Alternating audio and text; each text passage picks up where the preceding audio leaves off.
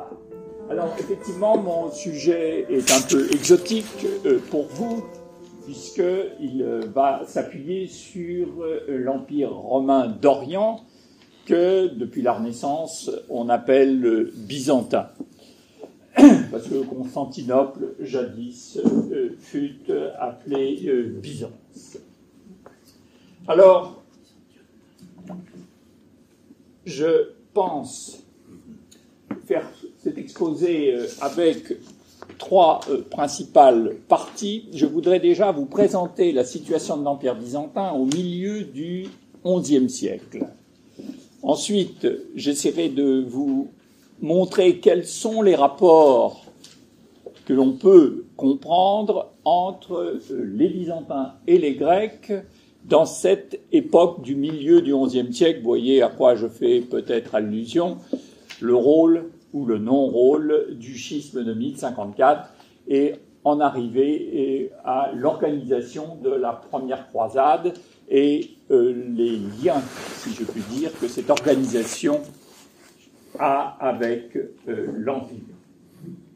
Alors, donc, vous voyez ici un tableau de l'Empire vers 1050, au milieu du XIe siècle, et il est absolument à son apogée. En effet, après la mort du dernier grand empereur militaire, Basile II, qui n'était pas encore dit le Bulgaroctone à cette époque-là, mais peu importe, l'Empire a continué à s'étendre, notamment dans les parties à l'est.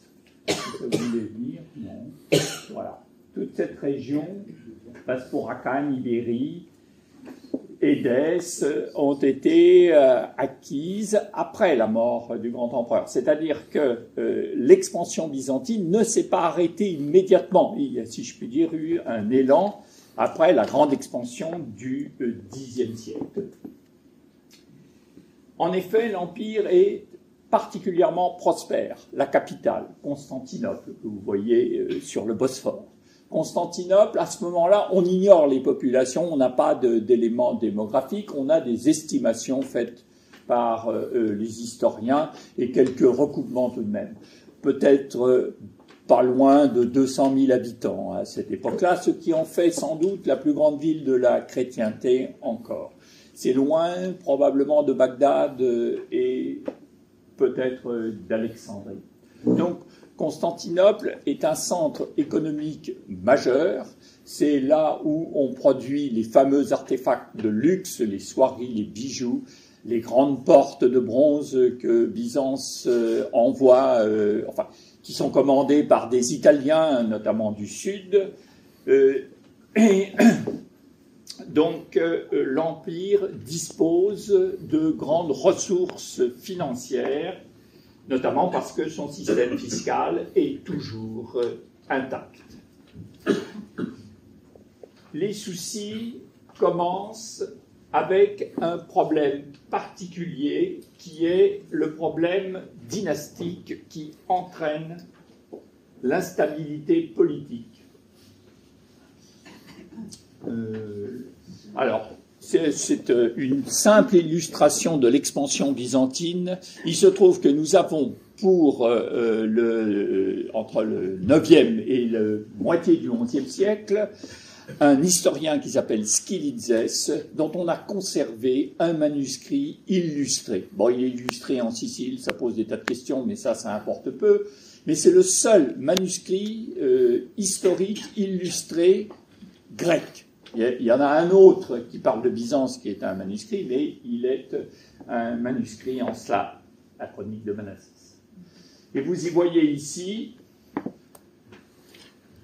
le roi arménien Kagit, en grec Kakitios, qui remet les clés de la ville d'Ani, qui était la grande ville arménienne, qui aujourd'hui est tout à fait à l'est de la Turquie, à la frontière de l'Arménie, au basileuse, byzantin, qui est Constantin Monomaque.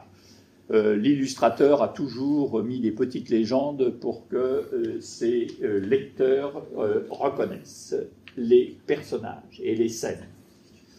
Alors, je ne vous lis pas la liste, mais je parle donc d'un problème dynastique. En effet, Basile II, pour une raison que nous ignorons, on peut imaginer tout ce qu'on veut, ne s'est jamais marié et n'a donc pas de descendants. Il avait un frère, il a eu une tentative pour marier, ce frère n'a que des filles, il a eu une tentative pour marier l'une d'elles, qui avait une vocation matrimoniale sur Zoé, à Othon III, avec l'idée de réunir, peut-être rapprocher l'Empire romain d'Orient et ce qui en Occident avait ressurgi, l'Empire germanique. Mais le mariage n'a pas eu lieu parce que Othon III n'a pas attendu pour mourir, ce qui évidemment a mis fin au processus de fiançailles. Et ensuite, ils n'ont pas, ni lui ni son frère n'ont tenté de donner un époux à leur fille ou nièce. Donc, à partir de la mort du frère, Constantin VIII, il y a assurance qu'il y aura une nouvelle dynastie, puisqu'il n'y a pas d'héritier direct. Donc, qui dit nouvelle dynastie dit compétition, parce que celui qui tient le pouvoir à Byzance, l'empereur, a tout de même ses fameuses ressources, notamment fiscales, plus des biens propres considérables, et peut enrichir tout un groupe autour de lui. Donc il y a des concurrences entre différentes factions. Et vous voyez ici, entre 1055 et 1081, ce qui fait quand même guère plus qu'un quart de siècle, vous voyez le nombre d'empereurs. Et évidemment, toutes ces successions ne se font pas dans la douceur. Vous avez des périodes où il y a des grandes révoltes militaires, comme celle qui amène au pouvoir le premier des Comnènes, Isaac. Donc une instabilité dynastique, des rivalités de factions qui vont troubler évidemment le gouvernement de l'Empire à un moment difficile, au moment où il y a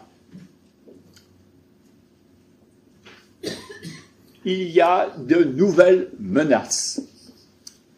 Alors, c'est encore une illustration du manuscrit, de ce qu'il disait. C'est un manuscrit magnifique. Hein. Il est à Madrid, et si vous y allez en ce moment, à Madrid, il est exposé, exceptionnellement, à la Bibliothèque nationale. Je l'ai vu au mois de juin, donc, mais il est exposé que partiellement. Et donc là, ici, vous avez une image qui montre ceux autour de Étienne Lycoudis, qui était un gouverneur byzantin, et vous avez au milieu ceux qui sont appelés les Perses, qui sont en fait, c'est toujours une tradition byzantine d'appeler les peuples par leur nom, un nom antique qui rappelle non pas ce peuple, mais le lieu où ils gouvernent. Donc les Turcs sont appelés dans les sources byzantines les Perses. En effet, je reviens à mon image de début, vous avez à ce moment-là une triple menace qui se précise, en fait déjà un peu avant 1050, et la principale, ce sont dans un premier temps les peuples nomades. Tous ces peuples, ce sont des Turcs, en fait, de race turque. Ça peut être les Turcs seldjoukides, ça peut être des gens associés, des tribus associées aux seldjoukides, qui sont les Turcomans. Et vous avez en Europe des Petchénègues, des Koumans, des Zouzes, enfin vous avez toute une variété, mais fondamentalement, tous, ce sont des nomades, des cavaliers nomades, qui assaillent les frontières de l'Empire. L'objectif n'était pas tant de conquérir l'Empire. Pour ceux qui attaquent du côté, alors les Zouzes et Petchénègues et tous ces nomades ici, attaquent du côté du Danube. Et ce que vous avez ici, vous avez vu les frontières, les endroits disputés. Le Paris-Strion, ça veut dire le long du Danube. Et donc, les Balkans sont envahis, après, pour la première fois, après la grande conquête de Basile II de la Bulgarie. Et ils mènent, ces Petchénègues, des raids jusque parfois pas loin de Constantinople. Du côté des Turcs, vous avez donc une tribu qui, à la différence des autres nomades, si je puis dire, d'Europe, s'est convertie à l'islam très récemment. Ce sont les Seldjoukides. Alors, des Turcs au Proche-Orient, il y en a depuis longtemps parce que les Abbassides, dynastie califale célèbre qui règne à partir d'Al-Mansour au milieu du 8e siècle, et les Abbassides, pour avoir le calme dans leur grande capitale qu'ils avaient créée, Bagdad, qui était elle aussi objet de lutte de faction, ont décidé de s'entourer d'une garde turque, païenne, si je puis dire, qui n'entrait pas dans les conflits entre les gens de Bagdad. Donc il y a des Turcs depuis longtemps. Mais les Seldjoukides, eux, avaient été au service d'un grand conquérant qui avait son État en Perse et dans l'actuel Afghanistan, qui s'appelait Mahmoud le Ghaznevide, et qui a conquis le nord de l'Inde, et qui, si je puis dire, est à l'origine du futur Pakistan, mais beaucoup plus tard. Et donc, ces Turcs se révoltent contre le successeur de Mahmoud, Mehmed, et prennent le pouvoir, et ils vont conquérir toute cette zone proche-orientale.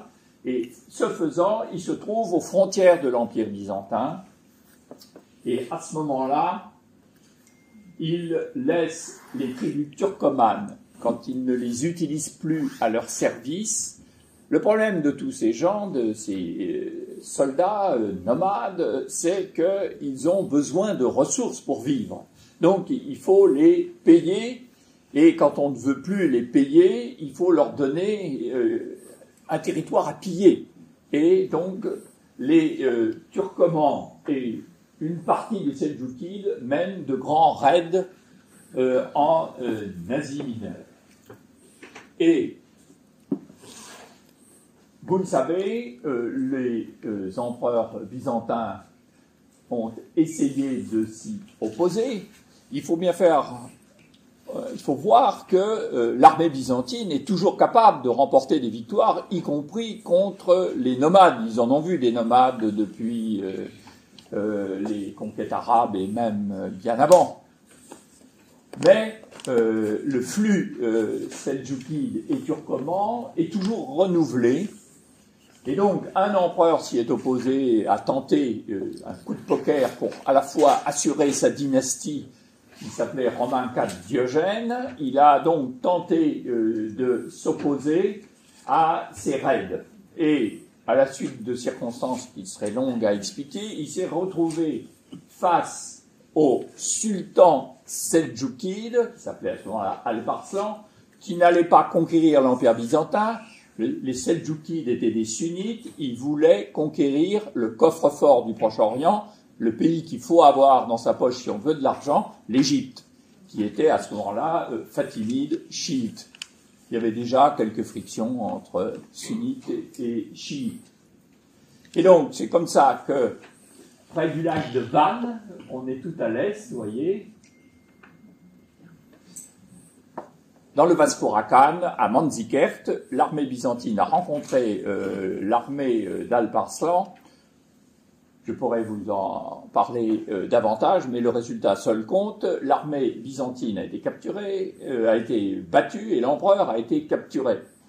C'est pire que d'avoir été tué, parce que, comme il a été capturé, le sultan qui allait vers l'Égypte n'avait pas le temps de faire, ou il ne voulait pas conquérir spécialement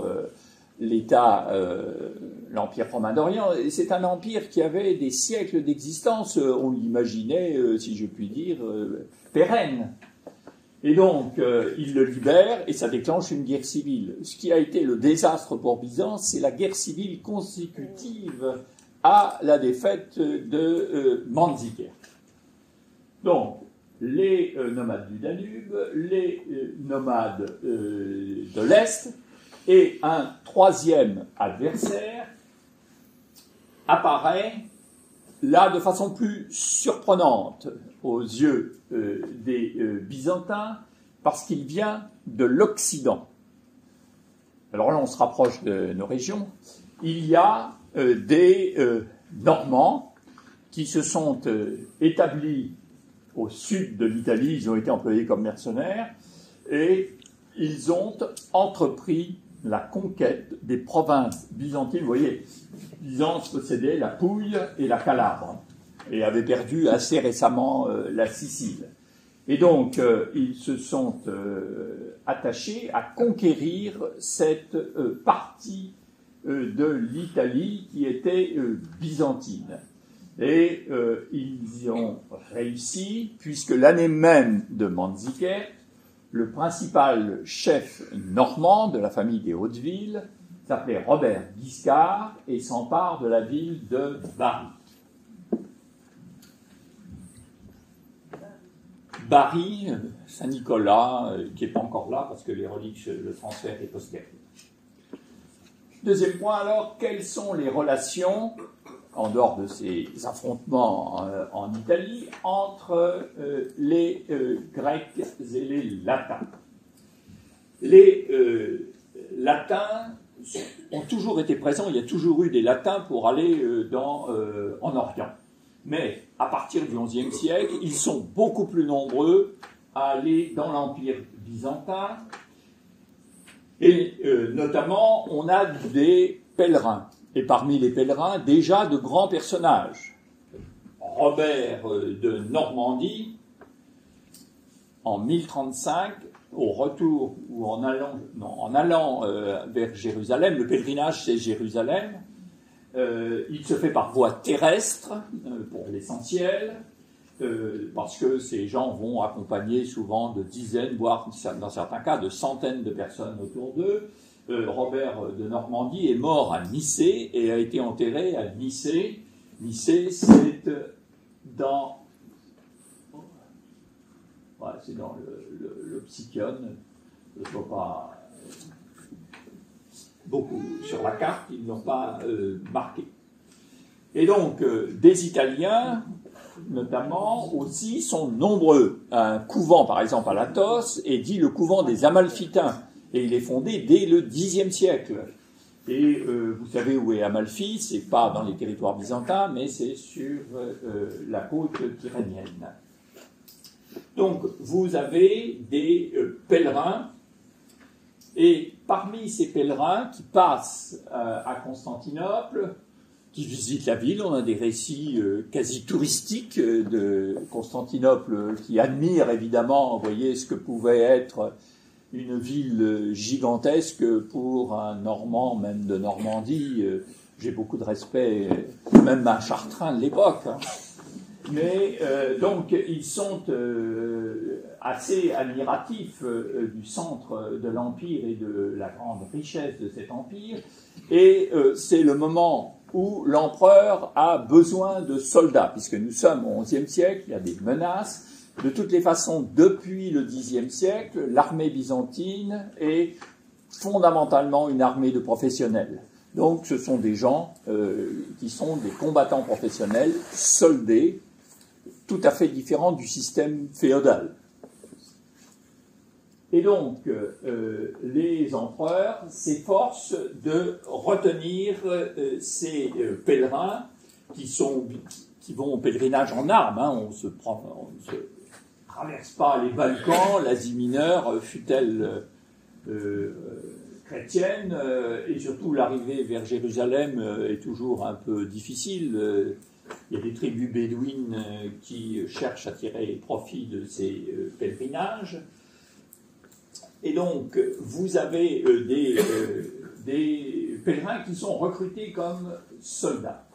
Mais vous avez aussi des soldats qui viennent en tant que soldats pour faire fortune. Et donc, vous avez quelques noms célèbres. Alors, il y a très peu de ces soldats francs qui apparaissent dans les sources narratives, parce que ils ne sont tout de même pas les chefs de l'armée. Mais il y en a quelques-uns parce qu'ils ont joué un rôle majeur, soit dans des révoltes, soit dans des batailles. Et ainsi, il y a Hervé, qui est, vous voyez, vers 1055. On le connaît aussi par son sceau. On a parlé que j'avais une tendance à regarder les sceaux. Et donc, s'il m'intéresse, vous voyez, il a comme saint protecteur, Saint Pierre. Alors, Saint Pierre a un sens aussi pour les Byzantins, car c'est l'apôtre qui a fondé le siège d'Antioche. Et donc, mais c'est aussi, évidemment, lié à Rome. Et donc, les Latins, mais pas nécessairement, on va le voir, ont une relative préférence pour Saint Pierre. Cela dit, on ne sait pas si on leur demandait toujours leur avis quand on faisait leur sceau à Byzance. Et donc, l'intérêt des sceaux, vous voyez, il est en mauvais état parce qu'il est à la Bibliothèque nationale de France qui ne veut jamais donner un sou pour nettoyer des sceaux. Et donc, ils sont oxydés, il appartenait déjà aux collections Schumberger du début du XXe siècle. Et donc, sur ce sceau, il donne ses titres, et alors il est stratélate d'Anatolie, Magis Vestarque, etc.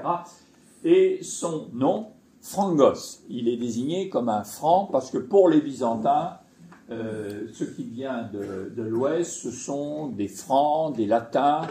Ils n'ont pas une terminologie toujours très fixe. Mais vous avez aussi d'autres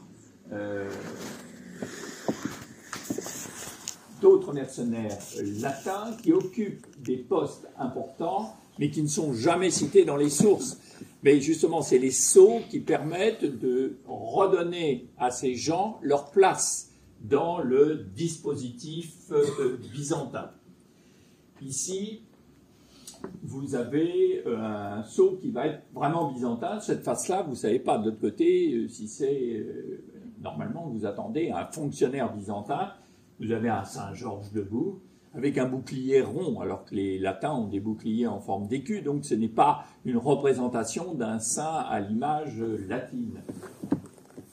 Et là aussi, vous avez toute sa titulature, et ce qui est intéressant, il est stratège de la ville de Séleucie. C'est une ville en Cilicie, et aujourd'hui, la principale ville, c'est Adana, pour vous donner une idée de la région, et c'est pas très loin d'Antioche, c'est pas très loin de la frontière.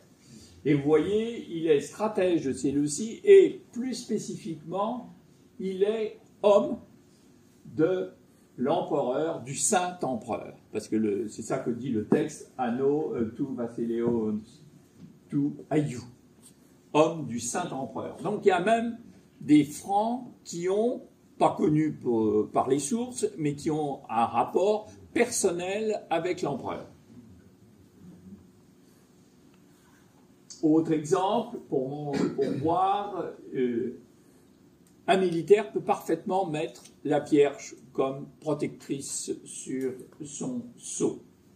Et même un militaire latin, parce que c'est encore un stratège de Séleucie. Il s'appelle Zacharie. Je dois dire qu'on ne m'aurait pas dit qu'il était Frangos, je me serais dit c'est un grec. Et il est encore stratège de Séleucie. Ça veut dire que Séleucie, une place clé du dispositif militaire byzantin en Orient, est défendue souvent par des militaires étrangers. On a tout de même parfois des indications de militaires servant dans l'Empire dans les sources occidentales. Il y a une chronique de Sainte-Barbe en Auge qui nous présente une famille, les Stigons. Et cette famille le père a été à Constantinople et il a envoyé son fils aîné à Constantinople pour se former, probablement pas au métier des armes, parce que ce sont des Normands, et la cavalerie normande est vraiment la meilleure de l'époque, sans discuter, mais probablement à la diplomatie, au monde en général. Et il enverra également son second fils, et on sait que la chronique a copié son titre, mais n'a pas compris son titre. En fait, c'était un tagmatophylax, un chef de régiment. Tagma, c'est un régiment militaire professionnel. Et ça, on peut savoir que c'est vraiment dans les années 1060, 1070 au plus tard. Enfin, il reste une troisième catégorie de latins qui se présente à Constantinople. Ce sont les marchands. Les marchands, ils sont là depuis longtemps. Je retiens simplement qu'en 1082 probablement, l'empereur du moment, qui est le fondateur d'une dynastie qui va être beaucoup plus durable, celle des Comnènes, donc Alexis signe un traité avec Venise parce que, on y reviendra, mais il est en guerre avec les Normands, il a besoin d'une flotte, il n'a plus l'argent nécessaire, et il fait un échange, la flotte vénitienne, contre des avantages commerciaux. On a beaucoup reproché à Alexis ce traité de commerce, enfin pas tellement les constantinopolitains sur le moment, mais les historiens qui ont jugé le règne d'Alexis. D'abord, Alexis n'avait pas le don de Pythie, pas plus que les autres. Lui, il regarde l'histoire byzantine en arrière, comme nous tous, on regarde l'histoire toujours de ce qui s'est passé. Et il ne peut pas, prédire ce qui va se passer 50 ans avant. Hein. Regardez, on aurait bien du mal aujourd'hui à dire quelle sera la situation du monde dans 10 ans, de façon un peu claire. Et donc, en réalité, il imitait le grand empereur modèle Basile II, qui avait déjà fait un traité avec les Vénitiens, avec les mêmes objectifs, la flotte vénitienne pour lutter, là c'était contre les musulmans de Sicile. Vous voyez, ce n'était pas une nouveauté et honnêtement, à l'époque, les concessions étaient faibles en valeur par rapport à la construction d'une flotte qui aurait dû être faite pour s'opposer aux Normands qui avaient envahi l'Empire en 1081.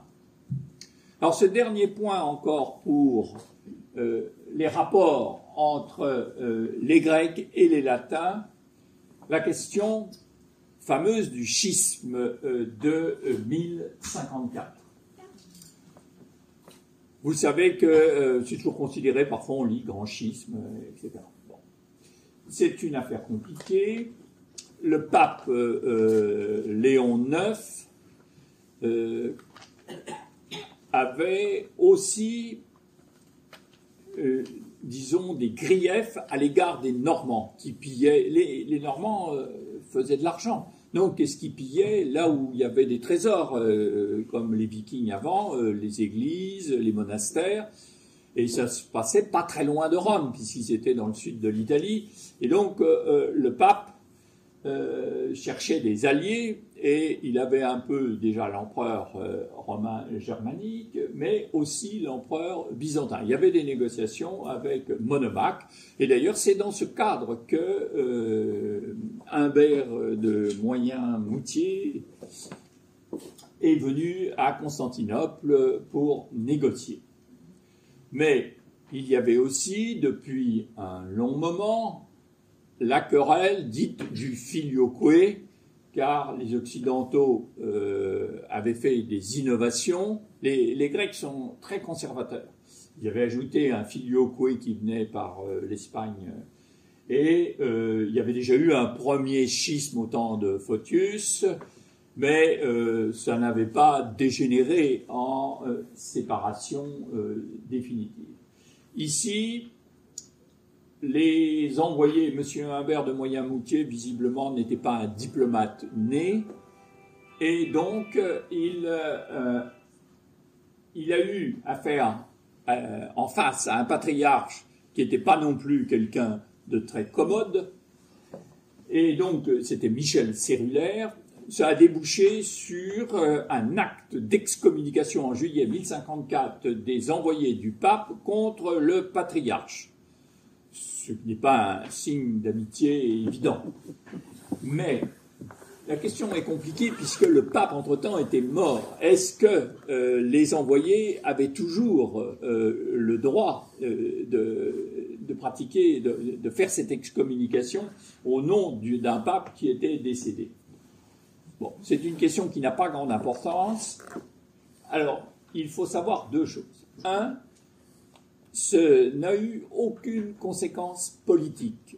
ce schisme, c'est-à-dire que le successeur du pape Léon IX a repris exactement la même politique, a cherché l'alliance byzantine pour combattre les Normands.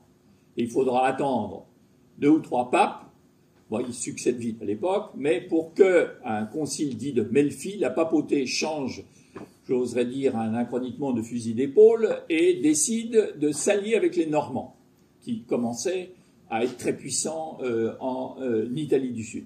Mais vous voyez, c'est une question de rapport de force militaire et politique en Italie qui fait le changement de la papauté. Ce n'est pas la question religieuse. Du côté byzantin, les soldats latins sont toujours accueillis à bras ouverts et très bien acceptés, et on ne connaît aucun signe d'hostilité particulière. Bon, les latins sont connus pour aimer l'argent, etc. Il y a des poncifs à l'égard de l'avidité latine, certes. Et même, on connaît des cas où un autre chef militaire latin célèbre, Roussel de Bailleul. Bailleul, c'est en Normandie. J'ai regardé parce que je ne connais pas Bailleul. C'est un petit village au nord d'Argentan. Et donc, Roussel de Bailleul, qui avait d'abord fait, si je puis dire, la guerre d'Espagne, ou de Sicile plus exactement. Il a d'abord servi en Sicile sous les ordres de Roger de Hauteville, le frère de Robert Guiscard, qui était en train de reconquérir la Sicile aux dépens des musulmans. Donc, ce Roussel de Bailleul, à un moment donné, a été opposé à l'empereur du moment, qui s'appelle Michel VII, et il a été avec ses hommes dans la région du Pont, la région d'Amassé. Et elle était très menacée par les Turcs. Lorsque l'envoyé de l'empereur, qui est le futur empereur Alexis Comnène, vient pour arrêter Roussel de Bailleul, la population d'Amazé proteste parce qu'elle explique qu'il est le parfait défenseur dont ils ont besoin. Bon, après, il y a des négociations, je passe, et finalement, Roussel sera capturé par un émir turc que les Byzantins auront payé pour l'arrêter. Ce n'est pas des perspectives politiques très intelligentes, mais ça veut dire aussi que la menace turque est pas du tout perçue, après Manzikert, ça, de façon existentielle encore. Alors, là, c'était l'illustration de Michel Cérulaire, qui est promu patriarche, mais qui a aussi, dans ses activités, des rapports très difficiles avec l'empereur qu'il a aidé à mettre sur le pouvoir, qui c'était Isaac Comnène, et il se trouve exilé et emmené par quelqu'un, je ne savais pas que c'était l'orphanotrophe, qui le chasse de Constantinople. Donc, 1081, c'est une date importante, parce que Alexis Comnène arrive au pouvoir, et vous avez vu tout à l'heure, il va régner 37 ans. C'est une rupture complète avec l'instabilité politique antérieure. Mais il va se trouver opposé du côté des Normands à un personnage quasiment de roman héroïque, Bohémond, qui était un des fils de Guiscard, mais pas le fils aîné, donc il n'a pas hérité des possessions de son père, mais il a eu des biens en Italie du Sud, et on a conservé, je l'ai présenté parce que c'est le seul qui soit à peu près en bon état, un sceau de Bohémond, et comme en Italie du Sud, bien qu'on soit à Bari, il y a aussi des Grecs, manifestement, il a fait un diplôme probablement en grec, je n'ai pas dit qu'il l'avait écrit, mais il a fait un diplôme en grec et il l'a scellé d'un sceau qui est un sceau parfaitement grec, même si le nom c'est Boumundi, c'est pas tout à fait Bohémond, la transcription n'est pas parfaite, mais c'est quelqu'un qui est familier des deux civilisations. Il connaît évidemment le système normand, mais il a aussi une excellente connaissance du monde byzantin.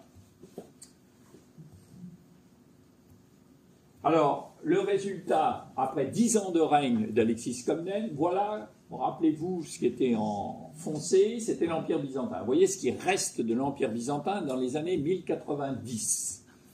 Hein, c'est une réduction considérable, extraordinaire, en un quart de siècle. Ils ont perdu, vous voyez, l'essentiel de l'Asie mineure et une grande partie des Balkans. Et bien sûr, l'Italie.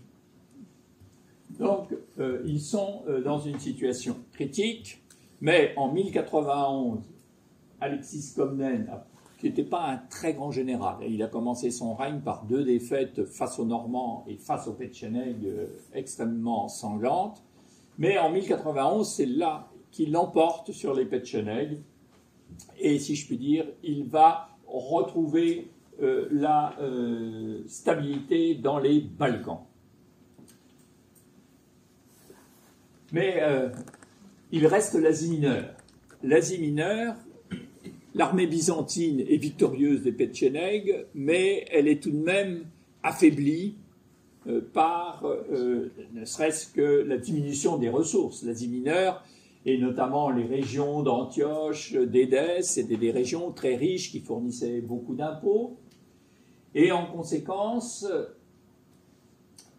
Alexis Comnène a conscience qu'il ne peut pas tenter la reconquête de l'Asie mineure avec ses seules forces. Tout ce qu'il a pu faire, c'est de dégager les environs de Constantinople, c'est-à-dire en face du Bosphore. Il a repris Nicomédie, mais il faut savoir que au cours des guerres civiles qui ont précédé le règne d'Alexis Comnène, la ville de Nicée, dont j'ai déjà parlé, qui est donc tout près finalement de la mer de Marmara, était la capitale d'un nouvel État qui était un État seldjoukide, dissident des grands seldjoukides de Perse, c'était des cousins, qu'on va appeler les seldjoukides de Roum. Roum, c'est pour Rome, c'est parce qu'ils sont installés sur le territoire de la Romanie, c'est-à-dire byzantine. Et donc, ils ne pouvaient pas aller au-delà sans reprendre Nicée, comme c'est les Byzantins qui l'avaient fortifiée au IVe, au Ve siècle. C'était très bien fait, c'était une ville très difficile à reprendre. Or, il va donc se tourner vers l'Occident. Il va participer envoyer plus exactement des ambassadeurs au concile de Plaisance au printemps 95. Il va écrire dans toute l'Europe pour décrire l'état dramatique dans lequel vivent les chrétiens de la partie orientale de l'Empire, et il va obtenir une réponse favorable. Déjà, avant que Urbain II ne lance son appel, pas à la croisade, ça n'existe pas la croisade, mais au pèlerinage armé, ils vont tous s'appeler dans les textes latins les peregrini, les pèlerins. C'est des pèlerins de choc souvent, mais ce sont des pèlerins. Et donc, il avait déjà le pape Grégoire VII, qui est connu en Occident fondamentalement à cause de la réforme dite grégorienne, que les Byzantins n'auraient pas apprécié du tout.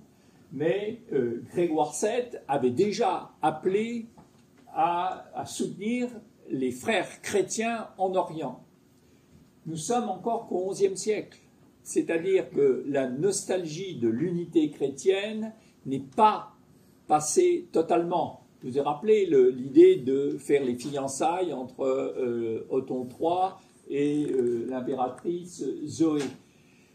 Et cela explique pourquoi il y a eu peut-être aussi cette réponse massive, un peu inattendue, il faut le dire, en Occident à cet appel. Bon, derrière cela, il y avait aussi l'idée que l'Orient, c'est des régions riches, que peut-être on pourrait s'établir. Mais si vous regardez certains chefs de la croisade, Raymond de Toulouse, Godefroy de Bouillon, ce sont des gens qui étaient parfaitement établis là où ils vivaient. En fait, ils avaient plutôt tout à perdre à faire cette expédition. Donc, l'appel de Clermont rencontre du succès. Il y a un certain nombre de grands féodaux, enfin d'Occident, qui répondent. Aucun roi, ce n'est pas une croisade royale, et ce sont donc la croisade dite des barons, le terme est un peu impropre, et vous voyez ici que c'est la croisade de Saint-Gilles, de Hugues de Vermandois, qui est quand même fils du roi, et sa mère était Anne de Kiev, hein, c'est-à-dire quelqu'un qui connaissait aussi l'Orient. C'était la fille de Yaroslav, c'était quand même quelqu'un de très haute lignée. Donc, vous voyez d'abord, premier point, la croisade va se faire à pied, ou à cheval, enfin, mais par voie terrestre, parce que à cette époque-là encore, il n'y a pas de flotte suffisante pour transporter tout ce monde et la logistique qui va avec. Il faut attendre la troisième croisade pour avoir, avec des aventures assez complexes, deux croisés, Richard et Philippe Auguste, qui vont par voie maritime. Mais Frédéric Barberousse, là où il part du centre, lui continue à prendre la voie habituelle par voie terrestre.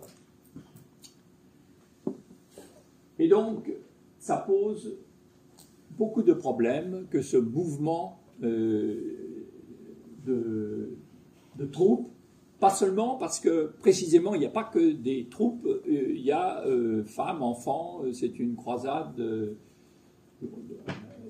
en plus en nombre très important pour l'époque, donc ça pose tout de suite des problèmes de logistique, avant même de savoir ce qu'on va dire à Constantinople. Des problèmes de logistique parce que, en gros, une armée impériale, c'est 20 à 25 000 hommes qu'on déplace. Vous voyez, c'est ça la grande armée à Byzance. Bon, il y a des cas exceptionnels où ça dépasse, mais c'est exceptionnel. Donc là, on ne sait pas combien il y a de personnes, mais il y a plusieurs fois 25 000 hommes. Donc des problèmes logistiques immenses. D'où vous avez ce déplacement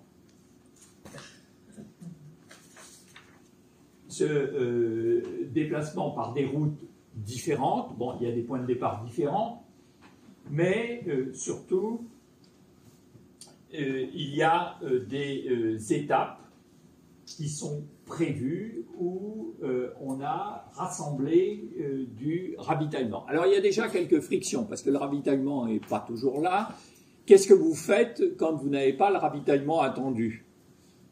Simplement, vous allez vous servir au plus près, et les gens à qui on prend leurs ressources alimentaires, en général, sont assez mécontents. Donc, il y a déjà des premières frictions, mais ça arrivait même avec les armées byzantines, même si le système logistique byzantin était vraiment très, très solide et évitait ces frictions. Donc, les arrivées à Constantinople sont échelonnées. Hugues de Vermandois et quelqu'un qui est cher à votre cœur, Étienne, comte de Blois, mais aussi de Chartres. Ils arrivent, par exemple, là j'ai noté parce que je ne connais quand même pas toutes les dates, en décembre, Raymond de Toulouse en février, Bohémond de Tarente en avril, etc. Et donc, vous avez la réunion de toutes ces forces à Constantinople. Alexis n'a qu'une idée, c'est qu'il passe en face, parce qu'une grande armée à côté d'une ville riche, il y a des tentations. Et en plus, parmi ceux qui se présentaient, il y avait Bohémond de Tarente qui venait de lui faire la guerre avec son père Robert Guiscard. Et donc, il y a cette idée de se débarrasser au plus vite de ces croisés, mais il faut que les chefs et Alexis soient d'accord sur qu'est-ce qui va se passer une fois en Asie mineure, puisque habituellement, ce que l'empereur fait, il recrute des mercenaires, Et ce schéma classique ne peut pas s'appliquer dans ce cas. Et donc, il y a des discussions au palais impérial qui sont facilitées par des dons, des gratifications. Alexis montre à ses invités les quantités d'or qu'éventuellement peuvent passer dans leur poche. Alors, les attitudes des croisés sont très différentes. Raymond de Toulouse, qui est descendant de Charlemagne, ne veut pas prêter serment à Alexis. Alexis demandait un serment comme quoi l'armée ne léserait pas les habitants d'Asie mineure qui allaient repasser sous la domination byzantine. Et ça donnait l'impression à ce moment-là que les chefs francs de la croisade pouvaient craindre d'être effectivement soumis à l'empereur, ce qui était pas du tout concevable pour eux. Le seul qui ne faisait pas trop d'histoire, c'était Bohémond, parce qu'il savait que ça n'avait pas une très grande importance que ce serment. Finalement, l'accord se fait donc avec force cadeau, en particulier un peu de reliques, quelques morceaux de la vraie croix, ça délie les difficultés. Et donc, l'accord se fait à peu près selon le principe suivant. Oui, c'est ça, la croix a beaucoup servi. Et donc, l'accord se fait selon les principes suivants. Les Byzantins assureront le ravitaillement autant que possible, en tout cas, au moins jusqu'aux zones où les Turcs ne sont pas totalement dominateurs. En échange, les croisés rendront à l'Empire ce qui était encore sous domination de l'Empire, finalement, il y a 15 ou 20 ans. L'espace était faible. Et notamment, ce qui intéressait fondamentalement Alexis, c'est Antioche. Parce que qui tient Antioche, c'est Constantinople, et qui tient la route dite impériale, la route qui traverse l'Asie mineure, tient l'Asie mineure. Tel était donc l'accord. L'accord disait ensuite que dès que Alexis lui-même aurait pu rassembler une armée importante, il viendrait seconder, il ne pensait pas secourir, mais seconder la croisade pour que l'objectif ultime, Jérusalem, soit atteint. Sachant que les Byzantins n'avaient pas de revendication ni sur Jérusalem, ni sur la Syrie, sachant que ça avait été byzantin, mais depuis le 7e siècle, il y avait en quelque sorte prescription. Ce n'était pas le point nodal, c'était vraiment Antioche. Et donc,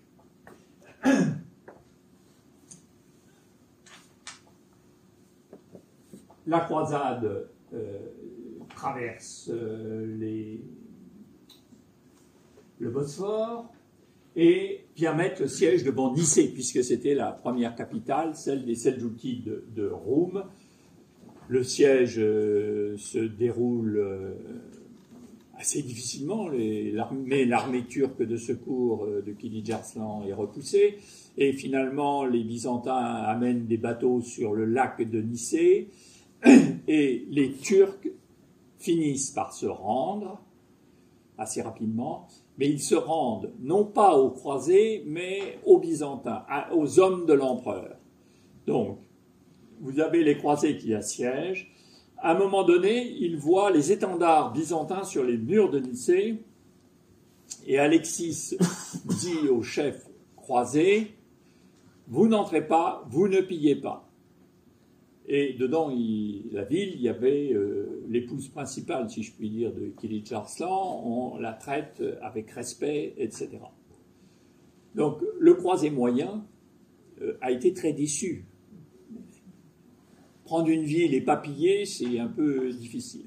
Et bon, Alexis a bien compris, donc il a donné beaucoup d'argent en échange, mais si vous voulez, il y a eu déjà une première incompréhension et une certaine incrédulité, disons, de certains latins qui disaient « mais finalement, ils s'entendent pas si mal que ça avec les Turcs, etc. » Donc, petit accroc, mais bon, ça n'a pas été décisif. Ensuite, les croisés ayant pris Nicée se dirigent vers le centre de l'Asie mineure. À Dorilé, ils battent très sérieusement tous les Turcs rassemblés. Et donc, je passe le détail, ils arrivent devant Antioche, qui est leur objectif. Ils sont le 21 octobre, ils débutent le siège d'Antioche. Et il faudra attendre le 3 juin de l'année suivante pour qu'ils s'emparent de la ville, à l'exception de la citadelle. Alors c'est un moment très important parce que il y a l'émir de Mossoul, qui s'appelait Kerboga, peu importe, qui vient au secours des Antiochiens et notamment des hommes de la citadelle qui ne s'étaient pas encore rendus.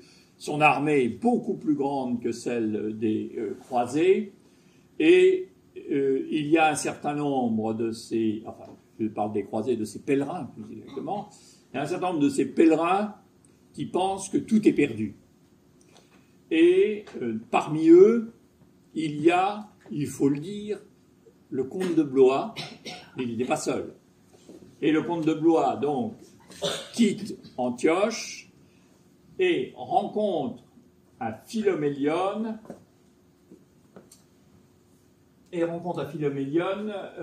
l'armée d'Alexis qui venait, tenant parole, secourir les troupes et aider les troupes de l'expédition.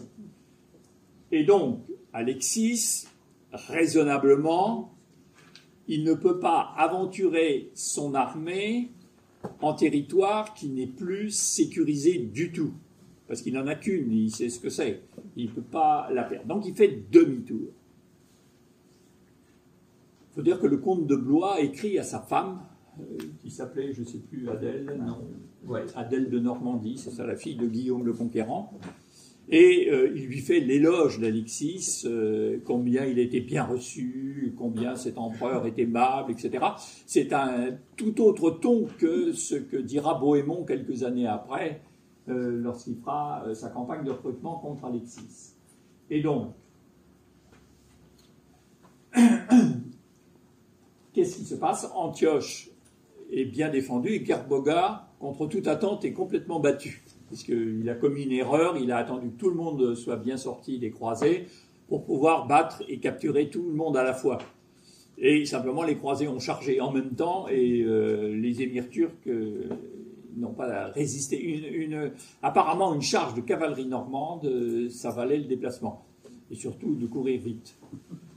Donc, Antioche est prise. Donc, il y a une dispute au sein des chefs croisés, parce que Bohémond dit Alexis n'a pas tenu parole, il faut désigner un latin pour diriger Antioche, et il s'est proposé assez facilement, et donc Bohémond décide de rester à Antioche avec son neveu qui était du même avis et un certain nombre de chevaliers normands.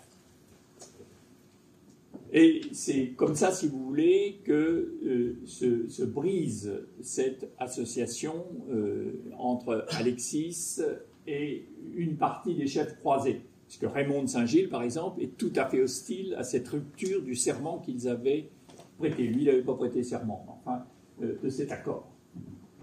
Alors, pour conclure, qu'est-ce qu'on peut dire de tout cela?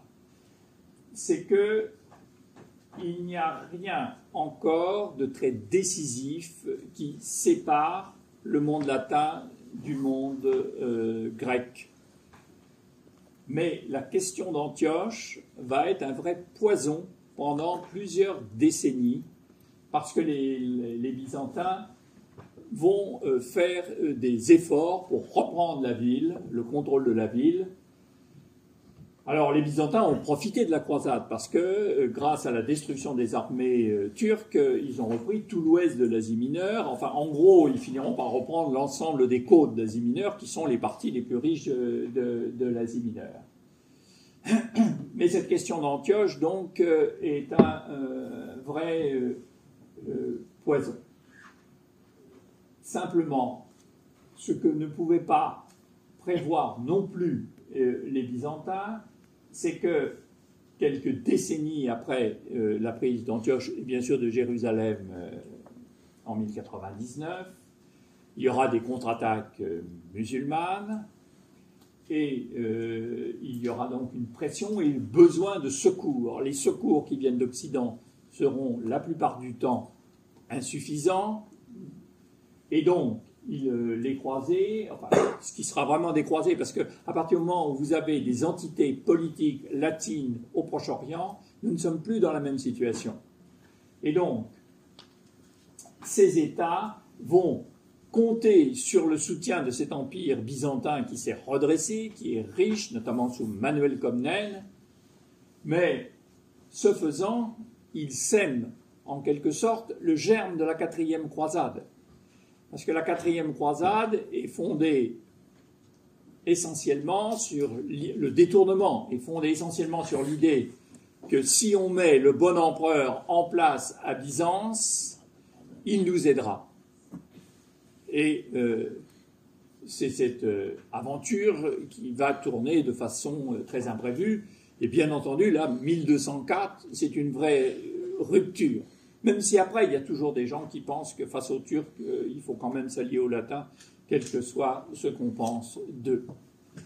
Donc vous voyez, cet épisode de seconde moitié du XIe siècle est un peu décisif pour l'histoire du Proche-Orient. D'une part, malgré tout, les Turcs restent au cœur de l'Asie mineure. Alors on a souvent dit « Oh, mais c'est une agression latine contre les musulmans d'Orient ». Ils n'avaient rien à faire, ils n'étaient pas dans leur pays, mais on peut riposter que venaient faire les Turcs qui venaient d'Asie centrale, dans l'Asie mineure byzantine depuis toujours.